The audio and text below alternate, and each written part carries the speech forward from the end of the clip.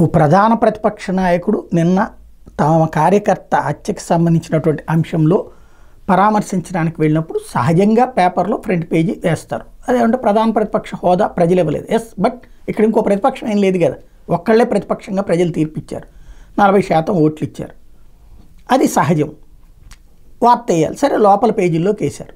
అయితే ఇక్కడ ఇదివరకు ఏం రాసేవాళ్ళు అంటే, జగన్ టూర్ జరుగుతుంటే జనాలు లేరని ఒక పక్కన రాసేవాళ్ళు ఉన్నా సరే, రెండో పక్కన కావాలని చెప్పి ఒక పక్కన బస్సులు అవన్నీ ఆపిచ్చేశారు, తద్వారా జనాలందరికీ ఇబ్బంది పడేటట్టు చేశారు అని రాసేవాళ్ళు. ఇప్పుడున్నది ఎవరు? తెలుగుదేశం ప్రభుత్వం. నిన్న వినుకొండకి ఆయన వెళ్ళాడు. నేను ఇంతకుముందు కూడా చెప్పా, ఆంధ్రప్రదేశ్లో క్రౌడ్ పుల్లర్స్ పవన్ కళ్యాణ్ అయినా జగన్మోహన్ రెడ్డి అయినా వస్తున్నారంటే ఆటోమేటిక్గా వందలాది మంది వస్తారు, వేలాది మంది వస్తారు, అది సహజం. దాన్ని బలవంతంగా పెట్టి ఆపేయలేము, అది కామన్ థింగ్. చంద్రబాబు వెళ్ళినా కూడా వస్తారు. ఇప్పుడు ఇదివరకటితో పోల్చుకుంటే ఇప్పుడు చంద్రబాబు కూడా క్రౌడ్ పుల్లర్ అయ్యారు, లోకేష్కి కూడా వస్తారు, ఇప్పుడు ఆయన క్రౌడ్ పుల్లర్ అయ్యారు.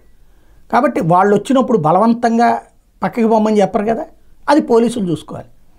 నిన్న జగన్ ఆ టూర్ చేయడం వల్లంట ప్రయాణికులు ఇబ్బంది పడ్డారట, ఆ దారిలో ప్రజలు ఇబ్బంది పడ్డారట. మరి చంద్రబాబు చేస్తే ఇబ్బంది పడరా? పవన్ కళ్యాణ్ చేస్తే ఇబ్బంది పడరా? లోకేష్ చేస్తే ఇబ్బంది పడరా? అప్పుడంతా కరెక్టు. ఒక జగన్ పర్యటించినప్పుడే ఎందుకు ఇబ్బంది పడతారు?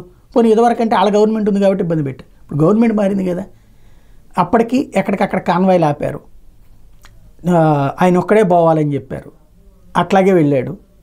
బట్ ఈ విధమైనటువంటి అంటే వార్తలని మనం వార్తల్లాగా వదిలేసి ప్రతి దాంట్లో ఒక మోసపూరితమైనటువంటి కంటెంట్ని ఎక్కించడం అన్నదే ఇప్పుడు నడుస్తోంది.